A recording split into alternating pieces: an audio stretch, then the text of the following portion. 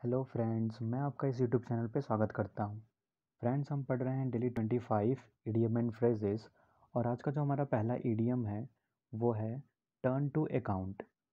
Turn to account का मतलब होता है टर्न टू एडवांटेज, मतलब लाभ में बदल देना। उसको हम बोलते हैं turn to account. Next idiom है take wind out of another sails. इसका मतलब होता है to gain advantage by anticipation, मतलब परिस्थिति को बदलकर अपने पक्ष में कर लेना। परिस्थिति को बदलकर अपने पक्ष में कर लेना, उसको हम बोलते हैं take wind out of another's sails. Next idiom है throw down the gauntlet. Throw down the gauntlet का मतलब होता है टू चैलेंज, मतलब चुनौती देना। उसको हम बोलते हैं थ्रो डाउन द गॉन्टलेट। इसी से रिलेटेड एक और इडियम होता है to throw down a glove. ये इडियम अभी आगे आएगा, उसका भी मतलब होता है चुनौती देना। तो throw down the gauntlet, throw down the gauntlet, इस इडियम को हम याद कैसे रखेंगे? गॉन्टलेट का मतलब होता है लोहे का दस्ताना। गॉन्टलेट मतलब होता है लोहे का दस्ताना, जो पुराने ज़माने में योद्धा पहना करते थे। तो जब कोई योद्धा किसी दूसरे योद्धा को चुनौती देना चाहता था तो वो क्या करता था, वो उस दस्ताने को सामने, उस योद्धा के सामने फेंक देता था और उससे लड़ने की चुनौती मान लिया जाता था। मतलब एक योद्धा का क्या करता था, जब उसको युद्ध करना होता था तो वो दूसरे योद्धा के सामने वो उस दस्ताने को फेंक दिया करता था, मतलब उस गॉन्टलेट को फेंक दिया करता था। तो दूसरा योद्धा ये मान लेता था कि ये मुझसे युद्ध करना चाहता है। तो थ्रो डाउन द गॉन्टलेट मतलब उस दस्ताने को वो योद्धा फेंक देता था, तो मतलब उसको चुनौती देता था। तो थ्रो डाउन द गॉन्टलेट का मतलब हो जाएगा टू चैलेंज, चुनौती देना।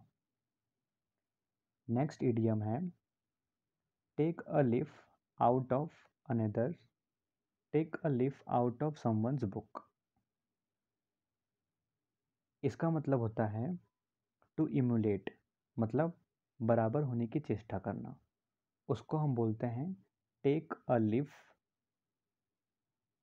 Take a leaf out of another sells, out of someone's book. Take a leaf out of someone's book, इसका मतलब होता है टू इमुलेट, मतलब बराबर होने की चेष्टा करना। नेक्स्ट इडियम है take people by storm. Take people by storm का मतलब होता है टू सरप्राइज अनएक्सपेक्टेडली, मतलब आश्चर्यचकित कर देना। उसको हम बोलते हैं take people by storm. Next idiom है turn a deaf ear to. इसका मतलब होता है not to pay attention to, मतलब अनसुना कर देना, ध्यान न देना। उसको हम बोलते हैं turn a deaf ear to. तो डीफ ईयर मतलब कोई भी बहरा होता है उसको हम बोलते हैं डीफ। डीफ मतलब होता है बहरा। तो कोई भी मतलब बहरे की तरह अपने बहरे की तरह मतलब वो टर्न हो रहा है।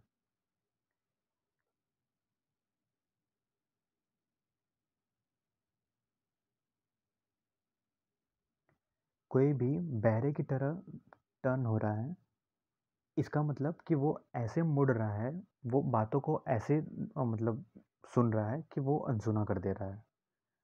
मतलब उस बात को, किसी भी बात को ध्यान नहीं दे रहा है, किसी भी चीज़ पे ध्यान नहीं दे रहा है।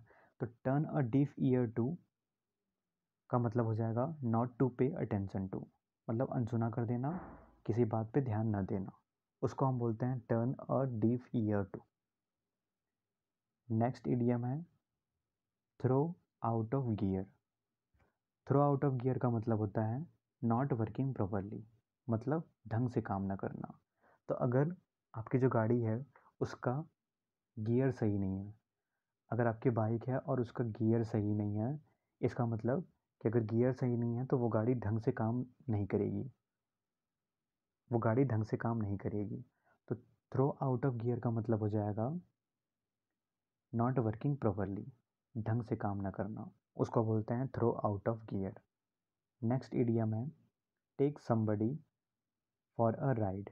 इसका मतलब होता है टू डिसीव अ पर्सन, धोखा देने को बोलते हैं। धोखा देने को बोलते हैं take somebody for a ride. तो इस इडियम को हम याद कैसे रखेंगे कि राइड का मतलब होता है सवारी करना। राइड का मतलब होता है सवारी करना।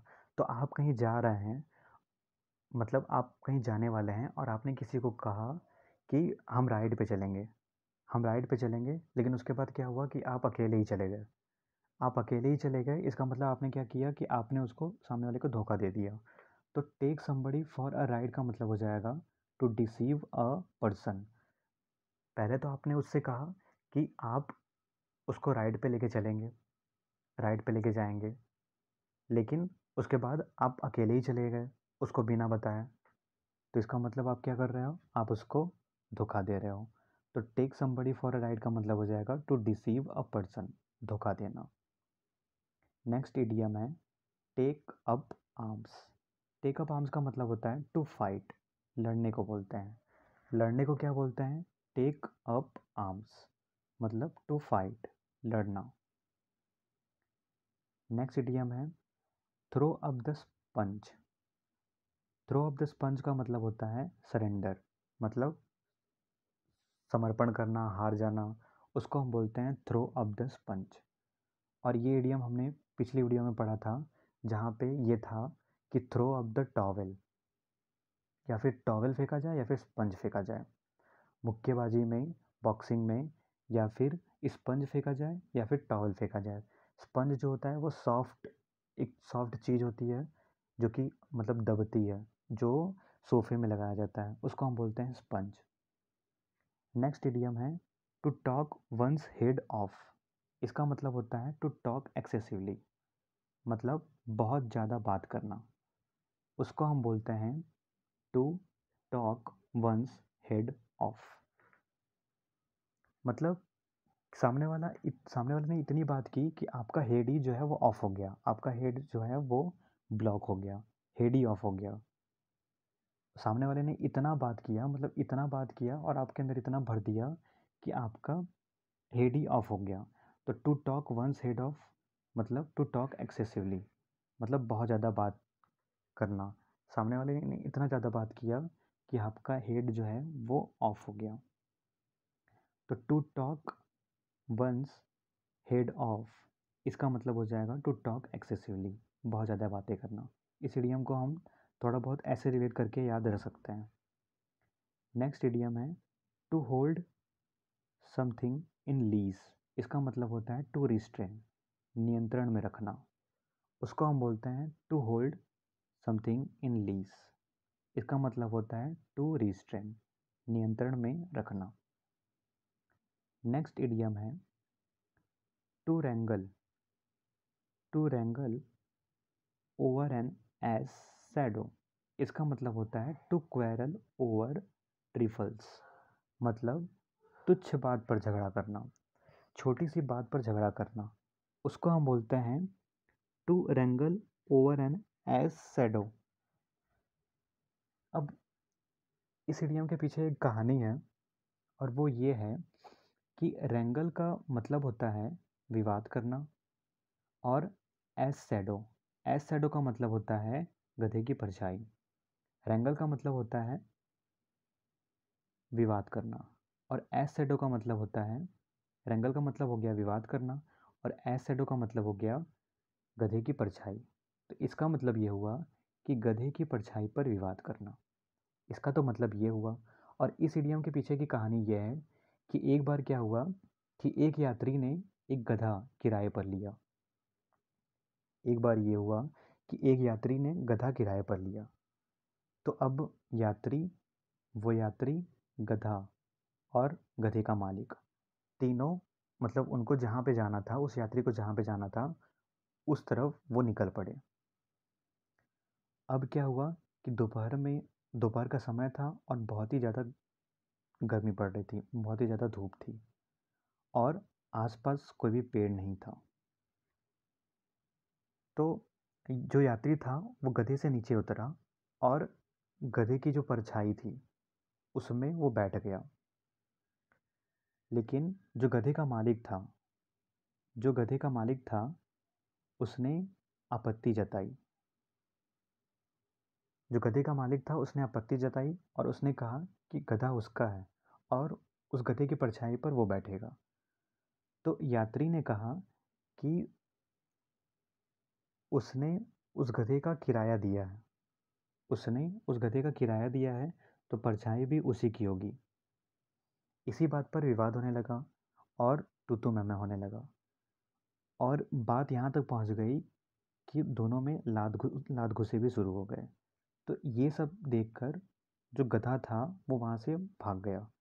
तो to wrangle over an ass shadow का मतलब हो जाएगा व्यर्थ का विवाद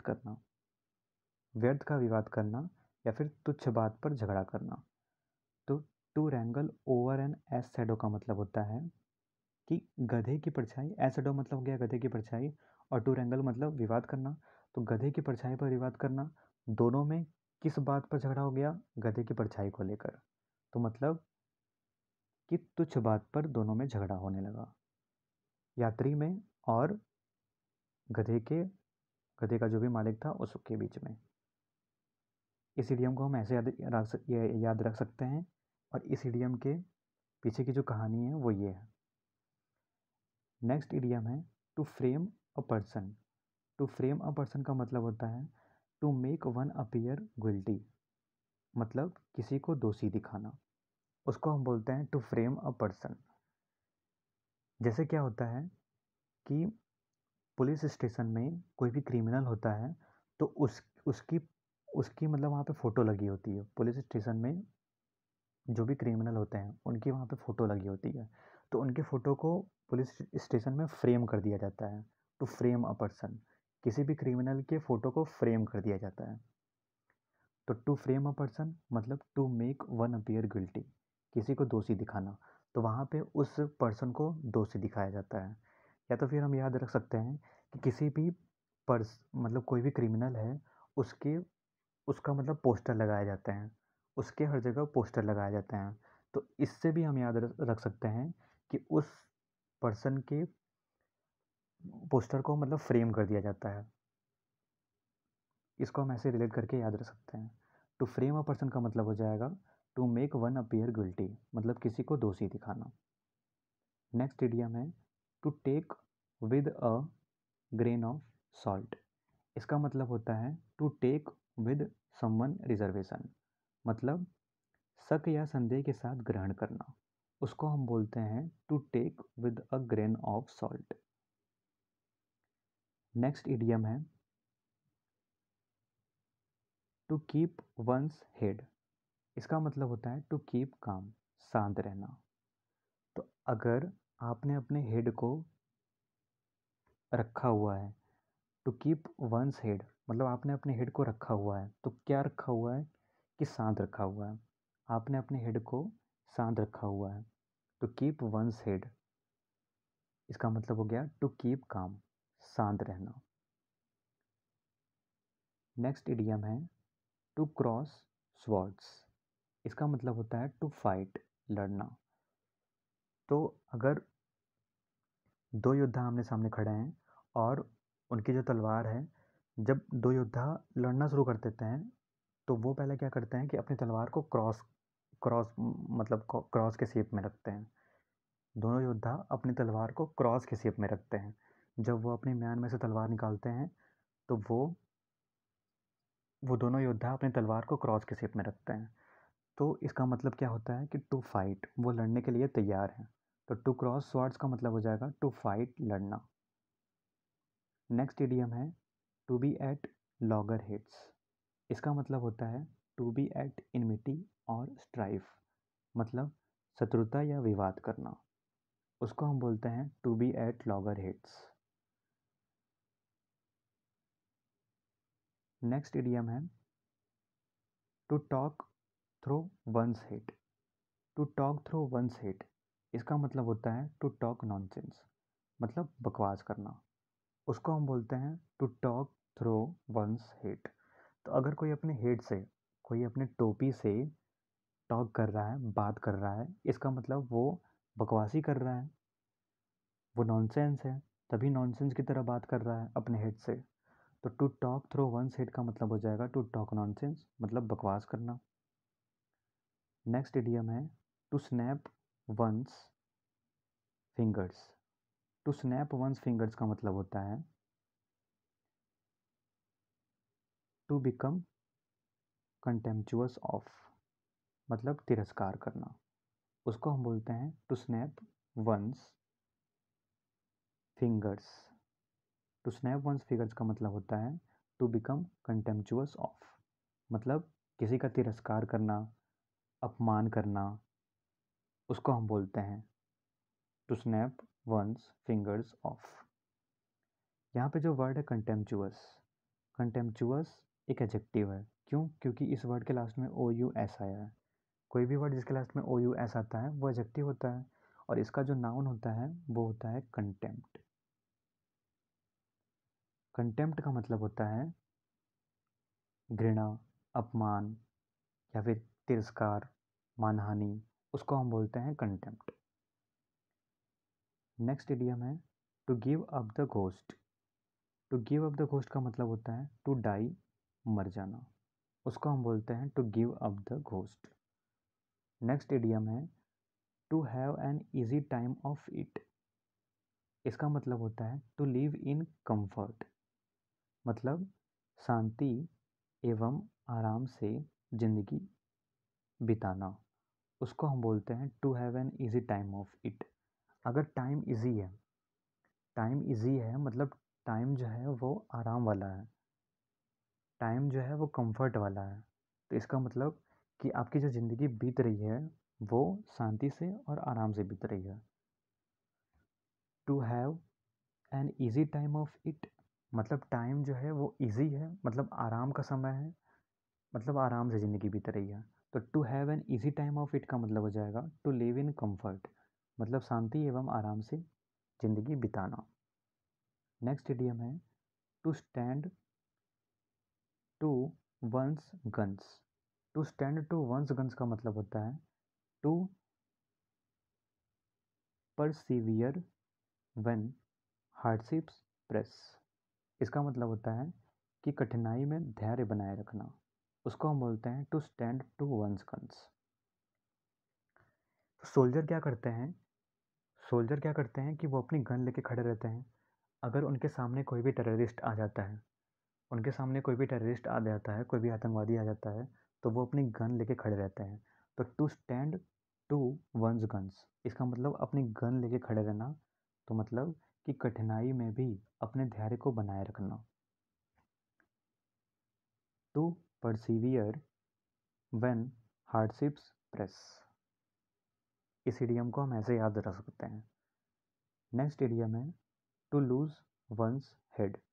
इसका मतलब होता है to become confused and over excited, मतलब भ्रमित हो जाना या फिर अपना नियंत्रण खो देना, आत्मनियंत्रण खो देना, उसको हम बोलते हैं टू लूज वंस हेड।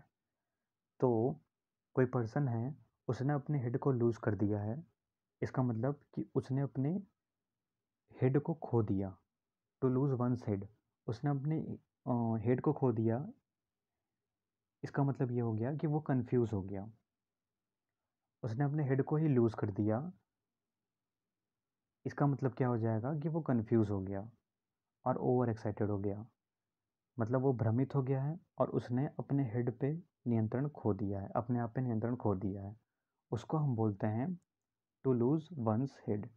इस इडियम को हम थोड़ा बहुत ऐसे रिलेट करके याद रख सकते हैं।